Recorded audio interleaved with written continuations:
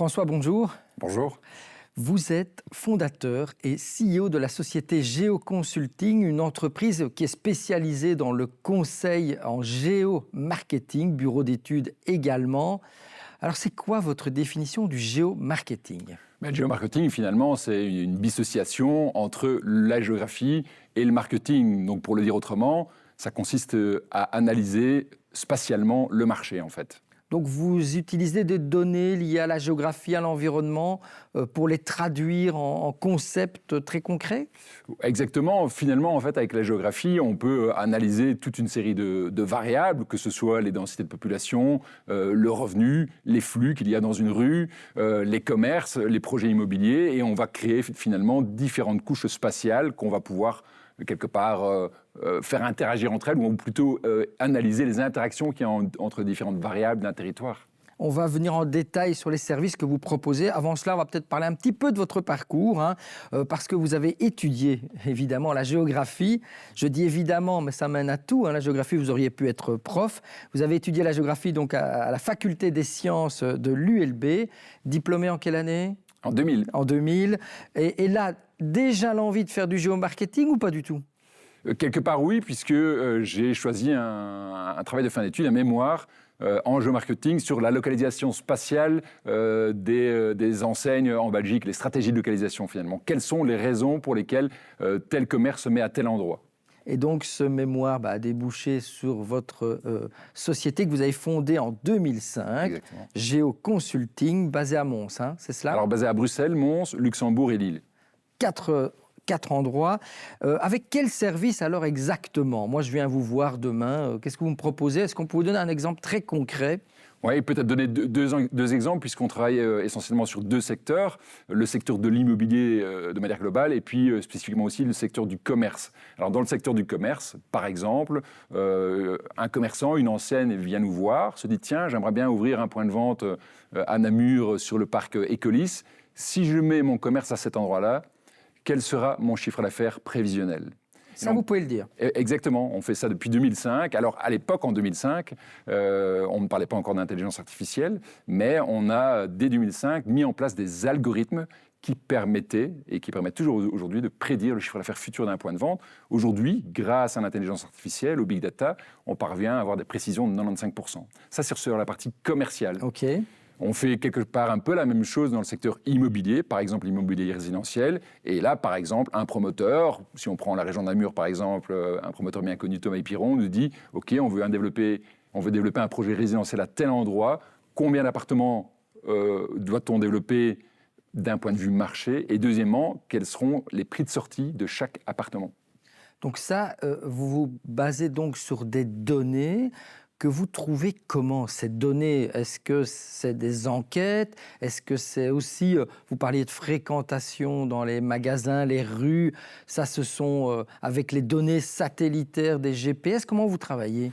En fait, on travaille avec toutes les données qui sont nécessaires pour faire la modélisation. Donc c'est à la fois des données officielles publiées par Statbel par exemple ou par la BNB d'une part. D'autre part, c'est des données comme Géoconsulting a bientôt 20 ans, toutes les données qu'on a pu récolter en 20 années, qu'on a pu stocker, qu'on a pu vraiment analyser. Évidemment aussi, il y a toute la partie big data qui est de plus en plus intéressante, puisque, qu'on le veuille ou pas, on est traqué avec nos GSM. Évidemment, toutes les données sont anonymisées pour respecter, pour être clean au niveau GDPR. Mais on va finalement analyser l'ensemble de ces données-là pour pouvoir réduire finalement le risque des investisseurs.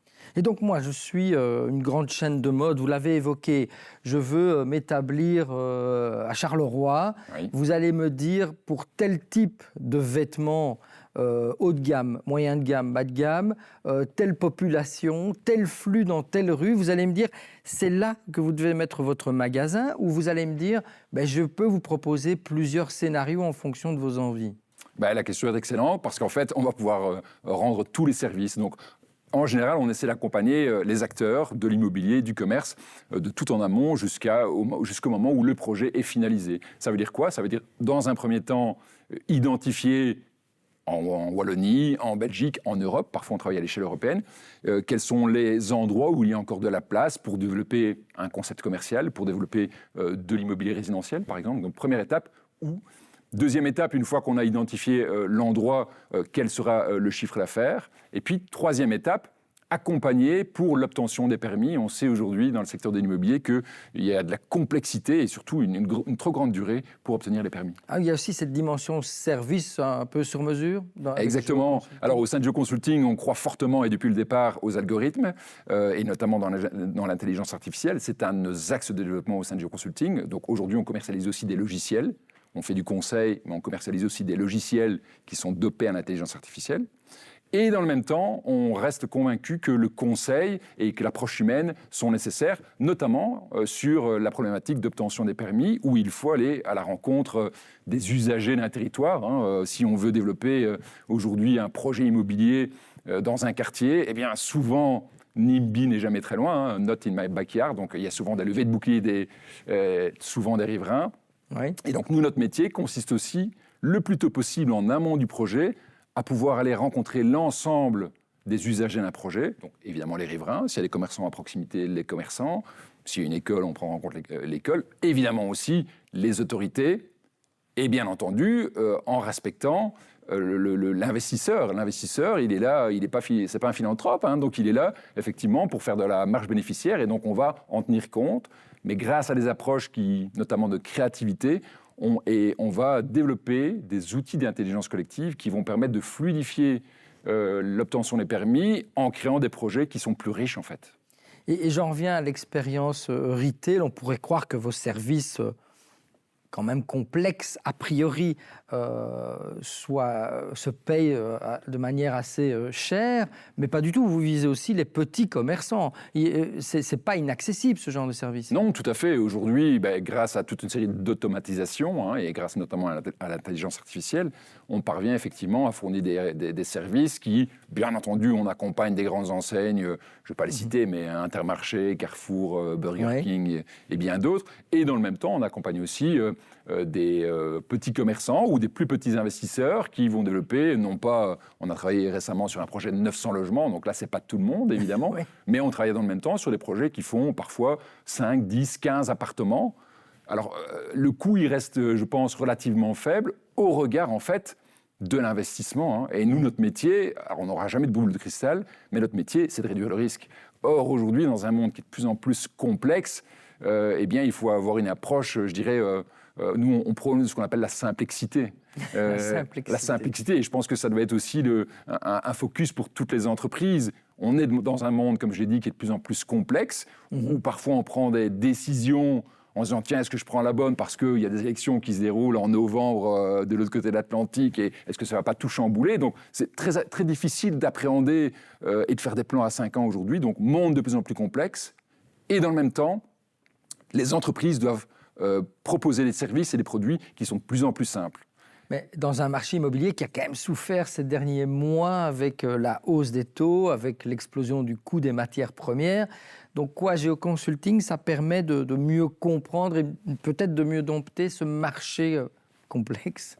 Oui, tout à fait. Comme je l'ai dit, notre capacité à pouvoir réduire le risque sur ce marché qui aujourd'hui est devenu très tendu apporte plus de sécurité. Et dans ces temps qui sont difficiles, c'est effectivement nécessaire pour les investisseurs. Donc le géomarketing, c'est un booster de business ? Clairement, oui. Ok, on l'aura compris. Alors, parallèlement à Geoconsulting que vous dirigez, vous avez fondé une autre structure qui s'appelle The Third Theory, qui est davantage tournée vers le secteur public cette fois-ci.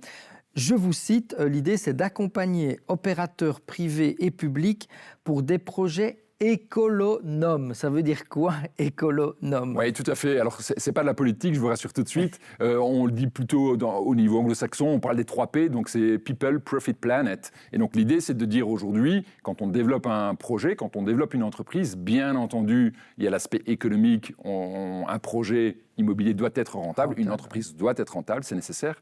Et dans le même temps, aujourd'hui, et on voit de plus en plus, on doit avoir une approche environnementale, et donc notamment dans l'immobilier, il y a ce qu'on appelle la taxonomie, qui arrive de plus en plus et va contraindre les entreprises de l'immobilier à être vraiment exemplaires sur le plan environnemental, deuxième axe.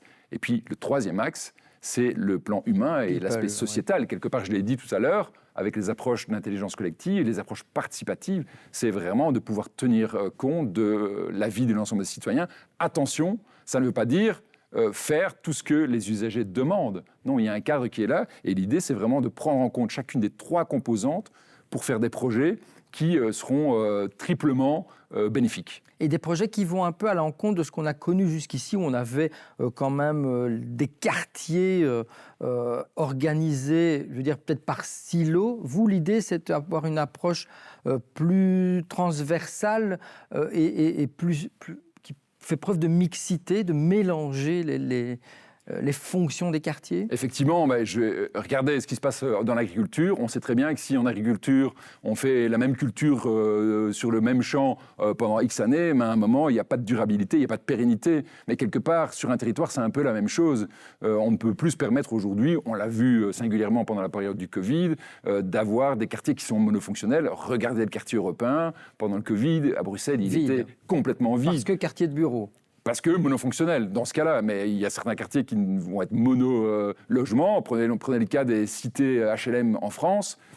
Force est de constater que c'est un échec. Et donc l'idée, c'est de pouvoir recréer une mixité qui soit intelligente, non pas à l'échelle d'un projet, parce que ça n'aurait pas de sens de faire de la mixité à chaque fois sur un immeuble, mais bien à l'échelle du quartier.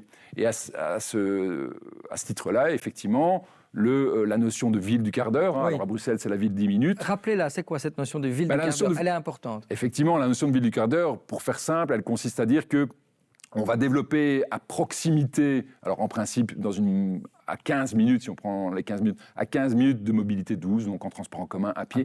À pied, oui. Ou vélo, à 15 minutes du lieu d'habitation, toutes les fonctions essentielles dont un individu a besoin. Ça veut dire quoi ? Travailler. Ça veut dire se loger, se vêtir. Exactement, l'école, pouvoir se restaurer. Se nourrir, oui. Voilà, et donc toutes les fonctions essentielles vont être dans un rayon de 15 minutes en mobilité douce du logement d'une personne. C'est assez vertueux, et notamment aujourd'hui, on sait on doit réduire les émissions de CO2. Forcément, ça réduit aussi les déplacements. Eh bien, merci beaucoup François Honoré d'être venu nous parler de votre société Géoconsulting spécialisée dans le géomarketing. Avec plaisir. Merci.